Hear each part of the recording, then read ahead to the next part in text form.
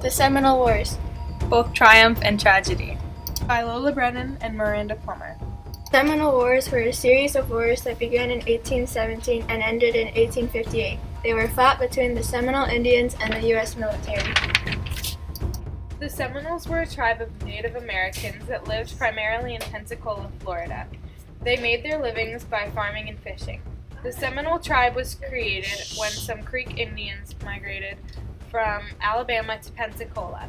These natives created a new tribe known as the Seminoles.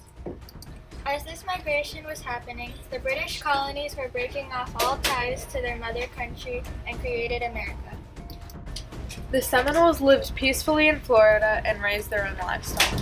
Another major group of people in the Seminole Wars were the African slaves. When these slaves escaped from harsh conditions on the southern plantations, they often fled to Florida to hide from their masters. The Seminoles would take in these runaway slaves and treat them like their own. The plantation owners were enraged at these actions. In 1817, the United States of America declared war on the Seminoles. The Spanish leaders didn't have enough power over Florida to stop this bloody war. Even though the Seminoles lost land and people, they are one of the only tribes that still live on the land that they fought for. The First Seminole War started by General Andrew Jackson going from North Carolina to Pensacola to recapture runaway slaves that escaped to live with the Seminole tribes. One of General Jackson's goals on the expedition was to secure Florida from Spain. The resulting conflict of these goals were the Seminole Wars. General Jackson and his men burnt Seminole villages and farms to the ground. He then traveled to Georgia in 1818. Spain finally agreed to sell Florida to the United States. The only reason that Spain sold Florida to the United States was that Spain realized that they could no longer control the war going on in Florida. The U.S. bought Florida for $5.1 million. General Jackson brought an army of 3,000 men to Pensacola. They captured the runaways and savagely killed 2 British traders. Jackson and his men also captured the Spanish fort of Pensacola. One of General Jackson's tactics during the First Seminole War was to cut off trade between the Seminoles and outside countries by forcing Seminoles to move to a reservation off the coast. Seminoles were outraged at this and tried to attack the U.S. soldiers. Then, the Seminoles tried a different approach. They tried to be nice and friendly to the U.S. leaders and try to go free and regain their land. Alas, it was no use.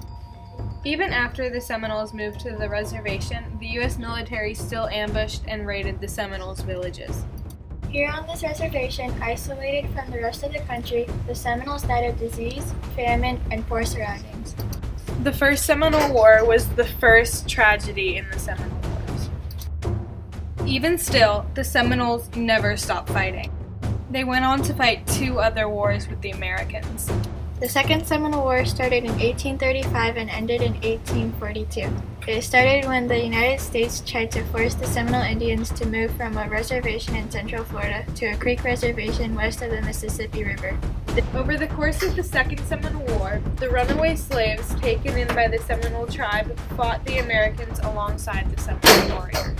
The conditions in Florida had gone from bad to worse. The humidity and heat gave the Seminoles an advantage over the soldiers because they had been living in those conditions much longer than the soldiers.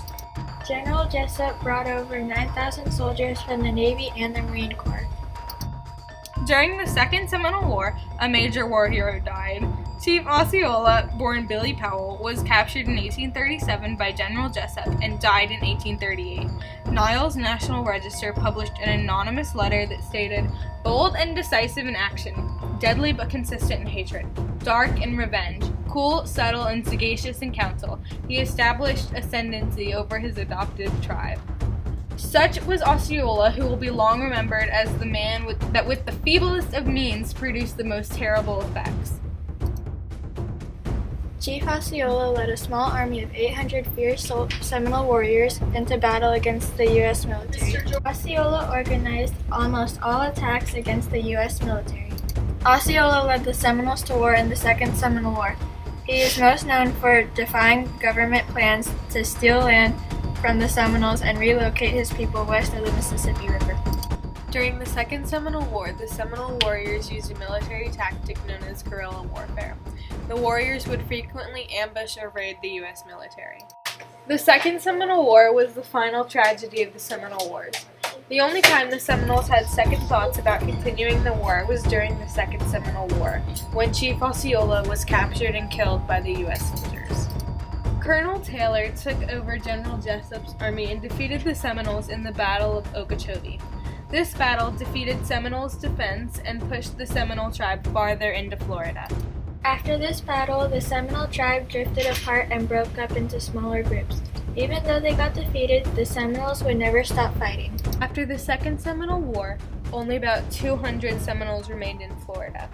These Seminoles hid themselves in the Everglades, feeling utterly defeated.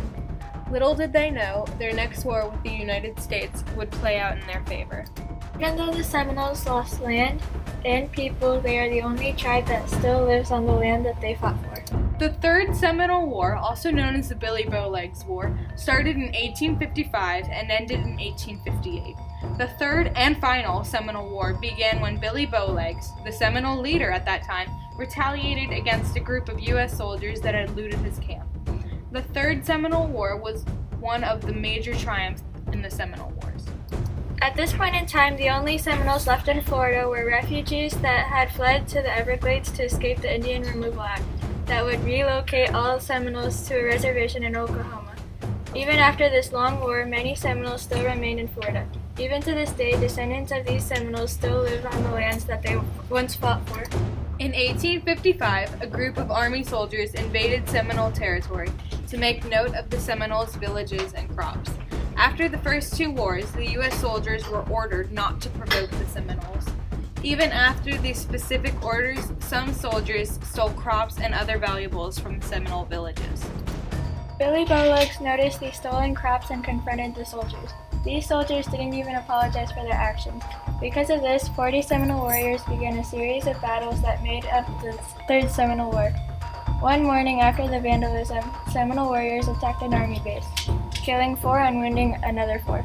After this, the army outnumbered the Seminoles in a march into their camp, savagely killing many Seminoles. The major and last battle of the Third Seminole War happened in 1857.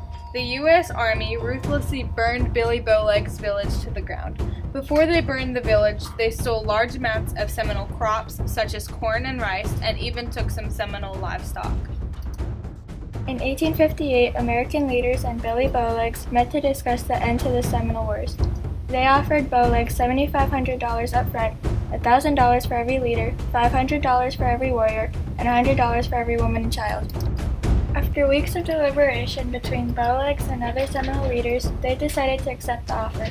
The United States spent anywhere between $20 million and $60 million trying to defeat the Seminoles. After the Seminole Wars, over 200 Seminoles remained in Florida. These Seminoles broke off all contact with the Americans and fell into isolation for about 20 years. These 200 Seminoles are the direct ancestors of the Seminoles that live in Florida today. Over 4,100 Seminoles still live in Florida. Even though the Seminoles lost land and people, they're one of the only Native American tribes that still live on the land that they fought for.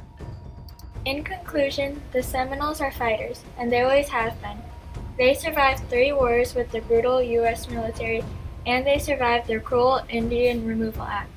Even though the Seminole Wars were tough, long, and brutal, the Seminoles never gave up.